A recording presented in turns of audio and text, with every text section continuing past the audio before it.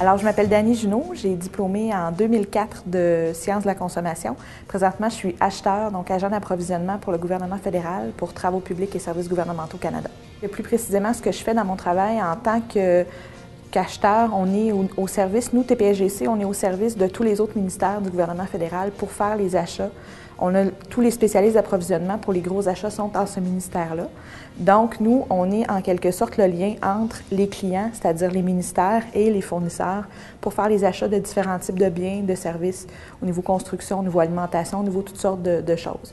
Donc, moi, mon travail, c'est vraiment de cerner le besoin précis du client, du ministère qui va me contacter pour voir exactement c'est quoi qu'il a besoin d'avoir en termes de services, de biens, ça implique quoi au niveau des accords commerciaux, au niveau des règlements du fédéral, au niveau des règlements de l'État.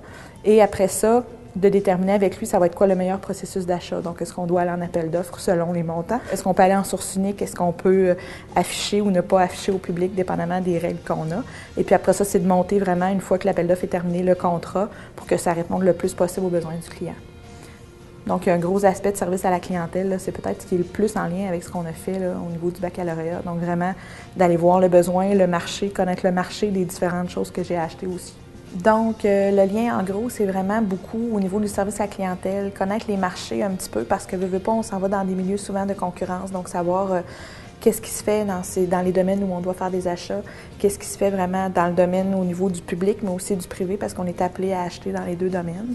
Puis c'est vraiment d'être capable de cerner beaucoup les besoins du client. Donc, il y a une grosse approche service à la clientèle. C'est une clientèle qui est particulière, étant donné que ce sont des organismes gouvernementaux. Donc, ils ont des besoins précis, mais aussi beaucoup de contraintes. Donc, c'est très important de discuter beaucoup avec le client, parce que lui a ses contraintes, nous, on a les nôtres, on a des règlements respectés qu'eux ne connaissent pas nécessairement. Donc, il y a une grosse partie de communication aussi qui est importante à ce niveau-là. Donc, c'est vraiment peut-être ce qui ressort le plus là, au niveau de ma formation, l'aspect communication, service à la clientèle, cerner les besoins, tout ça. Donc, quand je suis sortie de l'université, j'ai fait des recherches d'emploi par moi-même pendant quelques semaines, peut-être un mois ou deux. Finalement, par la suite, j'ai décidé d'aller faire vraiment un stage, un stage d'emploi au niveau d'emploi jeunesse. Donc, pour me faire aider à reformuler mon CV, peut-être me donner des trucs pour aller faire des contacts, pour m'orienter, comment chercher, parce que je savais qu'on pouvait faire plein de choses, mais je ne savais pas trop vers quel type d'entreprise je voulais nécessairement m'orienter. Donc ça m'a aidé beaucoup. J'ai eu à faire des démarches précises, puis je me suis consacrée à temps plein de 8h à 4h du lundi au vendredi à la recherche d'emploi pendant 2 semaines, ce qui a quand même fait une bonne différence. Donc, j'ai envoyé des CV beaucoup. Moi, je m'intéressais beaucoup au niveau de l'alimentation à ce moment-là. Donc, j'ai envoyé des CV dans des compagnies d'alimentation. C'est comme ça que j'ai eu mon premier emploi au niveau de Corneau-Quentin, qui ouvrait un magasin, sa première succursale, en fait, dans la région de Québec, après avoir développé le milieu du Saguenay. Donc, j'ai été engagée comme acheteur en produits spécialisés pour Corneau-Quentin pour faire l'ouverture à ce moment-là. Au niveau des stages, je pense que c'est pertinent parce que, dans le fond, moi, c'est sûr qu'il y a un des stages que j'ai fait dans un milieu de travail que j'occupais déjà pendant mes études, mais qui a vraiment été axé beaucoup en service à la clientèle. Ça permet vraiment d'appliquer au niveau concret ce qu'on voit dans les cours, puis de ne pas juste le voir en théorie, faire des travaux, puis se dire oui, ça va être super utile quand je vais travailler. Mais là, tu te retrouves vraiment en situation de travail dans un milieu qui existe. Tu fais, dans mon cas, vraiment une étude au niveau de la satisfaction de la clientèle qui va être utilisée, qui est concrète, puis dont tu peux vraiment voir des résultats, puis voir vraiment peut-être une pertinence là, au niveau des gens qui t'emploient. Donc moi, j'ai trouvé ça très intéressant, puis ça m'a permis de voir que c'est quelque chose qui me plaisait aussi, d'aller plus au niveau service à la clientèle versus d'autres options qui étaient possibles.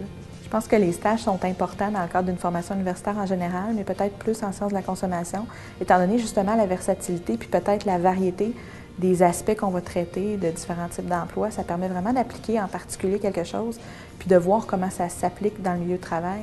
Donc, peut-être de s'orienter un petit peu plus par rapport à toutes les options qui nous sont offertes. Donc, je pense que c'est un avantage. Ce qui distingue beaucoup pour moi les étudiants en sciences de la consommation, c'est vraiment la versatilité puis peut-être l'ouverture sur plusieurs possibilités. Il y a beaucoup sur le marché du travail de gens qui ont un bac en administration, qui sont spécialisés soit en marketing, soit en comptabilité ou en ressources humaines. On touche un petit peu à tout au niveau du bac en sciences de la consommation, puis je pense vraiment que c'est un atout. De nos jours, les employeurs sont vraiment ouverts à avoir des gens qui peuvent toucher à plusieurs aspects, puis qui peuvent être versatiles selon les besoins de l'entreprise, surtout quand ce n'est pas nécessairement des grosses entreprises. Donc, je pense que c'est vraiment un atout d'être capable de s'orienter puis de faire plusieurs choses au niveau de la même organisation. Je pense qu'un étudiant qui termine en sciences de la consommation, c'est peut-être un petit peu moins vrai maintenant que ça l'était en 2004, mais c'est peut-être encore un conseil qui se vaut. C'est pas une formation qui est encore extrêmement connue des employeurs. Puis pourtant, quand on leur en parle, ils sont très intéressés puis ils trouvent ça vraiment bien. Donc, je sais que moi, c'est un conseil qu'on m'avait demandé d'appliquer dans mes recherches d'emploi puis qui a porté fruit. C'est-à-dire que dans la lettre de présentation, n'hésitez pas à dire qu'est-ce que c'est votre bac en sciences de la consommation. Expliquez ce que vous faites exactement, parce qu'il y a toutes sortes d'idées qui sortent quand les gens entendent sciences de la consommation. Je me suis même déjà fait dire que c'était pour travailler avec les toxicomanes, donc vraiment, il faut l'expliquer.